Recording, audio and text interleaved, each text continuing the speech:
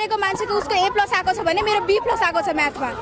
साथीको घरको माउ बाख्रा र मेरो घरको माउ बाख्रालाई एकै दिनमा एउटै बोको लाग्यो, तर साथीको घरको माउ बाख्राले चाहिँ ठुलै पाठो पायो, मेरो घरको माउ बाख्राले चाहिँ अलि सानो पाठो पायो। गजब बेइज्जती। धेरै सोचे थियो, धेरै नै कम आयो दाइ। कति सोच्नु लाग्यो? धेरै नै कम आयो दाइ। अब त्यो चाहिँ अलि भन्न मिल्दैन हैन। हैन फोन त कहाँ सोच्नु? त्यसै सोचे थिएन। क्या चाहते हो तुम? चाहते क्या? चाहते क्या? अनि फेल हुने अनि आन्दोलन पनि गर्ने कहाँ पाइयो त यो?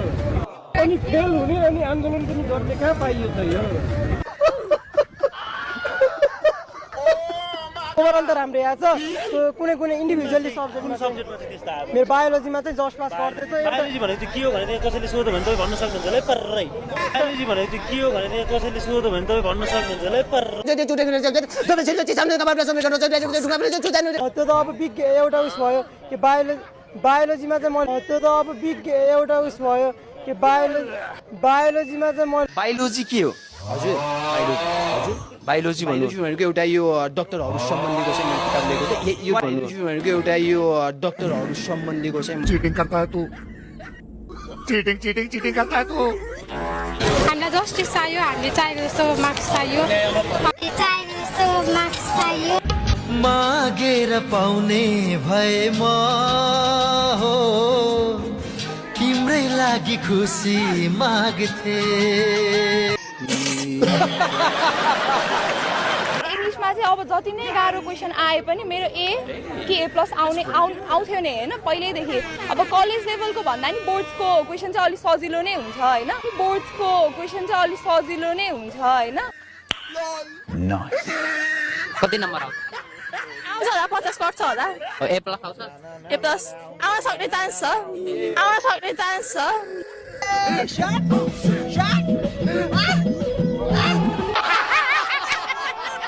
गाजाको तालमा नै देश चलाइराखेको जस्तो जुन सरकारको यो रवैया छ, सायद मलाई लाग्छ सायद उहाँहरूले उत्तर पुस्तिका जाँच गर्दाखेरि पनि जाँच गर्न लगाउँदाखेरि पनि त्यही ढङ्गले उहाँहरूले चाहिँ त्यही केही न केही खाएर नै त्यो जाँच गरेको जस्तो चाहिँ देखियो। केही न केही खाएर नै त्यो जाँच गरेको जस्तो चाहिँ। अच्छा चेपेको थियो पुरै मजाले। लास्टमा न चिट निकाल्न पाइन्छ न केही निकाल्न पाइन्छ। जस यतिको टाइट भयो भने केटीहरू चाहिँ जस राम्रो आइजन् त्यतिमै खुसी छौँ हामी। केटीहरू चाहिँ जस राम्रो आइजन् त्यतिमै खुसी छौँ हामी। मेरो साथीलाई नेपाली लागेको छ, गभर्नमेन्ट स्कुलमा पढ्छ, नेपाली विषय लागेको छ। कैसे हो सकता है खान?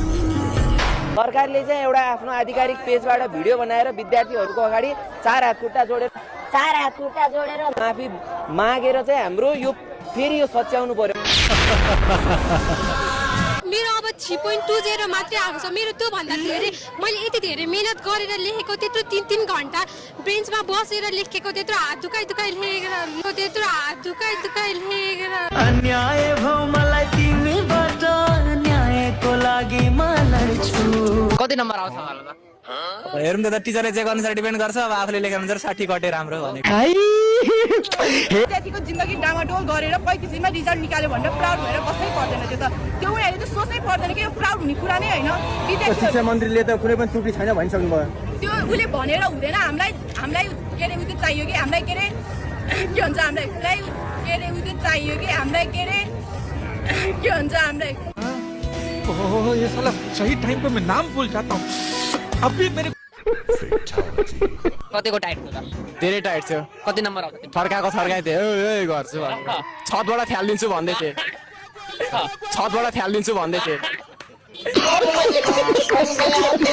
मेरो साथी टिचरको ऊ हो, छोरी हुने छोरी हुन हैन, टिचरको प्यारेन्ट्स टिचर छ हैन, छोरीको बायोलोजीमा एनजी छ अनि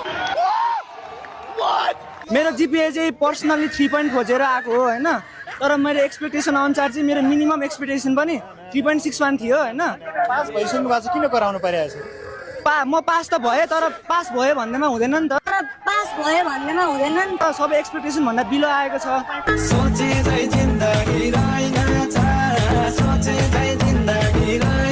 बा आमाले त मार्छन् डडाल्नु फुत्काउँछन् त्यही भएर राम्रो चेक गरेन त्यही भएर राम्रो आएन भनिदिएपछि त आनन्दै भयो 1-2 दिन यसो टुक्री चाहिँ गर्ने ए मुर्दाबाद भन्ने मुसोलिनी र हिटलरलाई हेर्नु तिनीहरू कहाँ पुगे तर तिनीहरू जनताको मतबाट जितेर नै आएका थिए लोकप्रियतावादको आडमा जन्मिएका सरकारहरूको पतन पनि फेरि निश्चित नै हुनेछ किनभने विद्यार्थीहरूले जेएनजीहरूले युवाहरूले बनाएको सरकार हो यिनीहरूले नै चाह्यो भने फेरि यो सरकारलाई पनि ढाल्न सक्छन्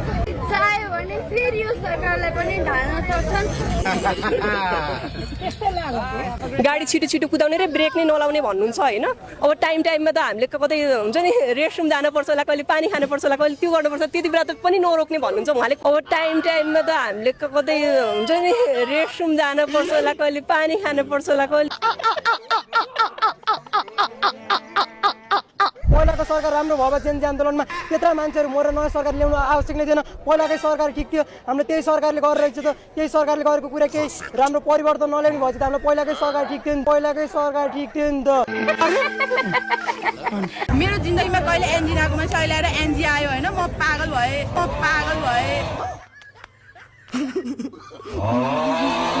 अब तिमी नपढ तिमी सक्दैनौ पढ्न अब इन्डिया आऊ मसित केही काम गर भन्नुहुन्छ मामुले पनि इन्डिया आऊ मसित केही काम गर भन्नुहुन्छ मामुले पनि पढ्नु पर्छ लेख्नु पर्छ खेल्नु पनि पर्छ 60-65 मार्क्स गरेर आएको म म्याथमा फेल भएको छु ल अब त्यो त हुँदैन हुनुपर्ने हो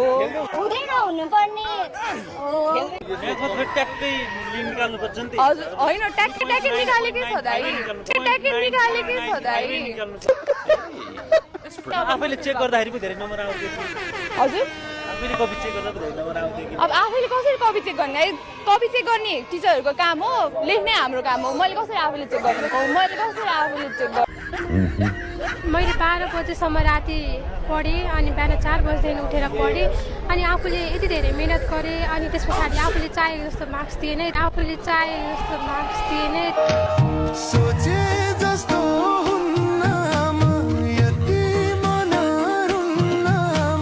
आज शिक्षामा जसरी लुट भइरहेका छ त्यसका विरुद्ध हो विद्यार्थी सङ्गठन भनेको होइन शिक्षालाई निशुल्क बनाउनु पर्यो सबै नागरिकलाई समान शिक्षा हुनु पर्यो भनेर हामी बोलिरहेका छौँ त्यसका लागि हो विद्यार्थी सङ्गठन भेरी गुड विद्यार्थीको अब राम्रो आयो भन्नेमा अब त्यतिमा अड्किने त होइन नि अझै माथि एक्सपेक्टेसन हुन्छ होइन राजा मेरो सारेको मान्छेको उसको A+ आएको छ भने मेरो B+ आएको छ म्याथमा अब यस्तो होला नि त नानी अब तिम्रो सबै साह्रो आफ्नो तर्फबाट पनि 1-2टा लेखे होला कि त तिम्रो ह्यान्डराइटिङ नराम्रो हुन पर्छ 12 कक्षाका विद्यार्थी पढ्ने विद्यार्थी सडकमा छैनन् पढ्ने विद्यार्थी पढेका छन् पास भएका छन् हजारौं विद्यार्थी सडकमा छन् ती चाहिँ झोलेबाट ती विद्यार्थी परिचालित छन् अच्छा 2 वर्ष पढ्यौँ 2 वर्ष पनि होइन 12-14 वर्षदेखि पढ्यौँ के को लागि एउटा 12 को रिजल्टको लागि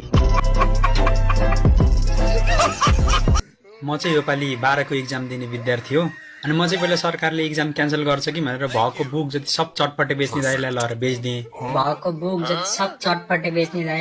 बेच्दिएँ कैसे लोग रहते हैं यार यहाँ पर कतिवटा सब्जेक्ट लाउनु भयो तपाईले यति बेला मेरो त लागेन नि सब्जेक्ट 3.60 आएको म साथीहरूको लागि र मेरो आफ्नो आफूले मेहनत गरे जस्तो लाइक नभएर म बोल्न आएको हो तपाईको एक्सपेक्टेसन चाहिँ कतिसम्म आउने हो मेरो 3.50 त्यस्तै आउनु छ सब्जेक्ट 3.60 आएको मेरो 3.50 त्यस्तै आउनु छ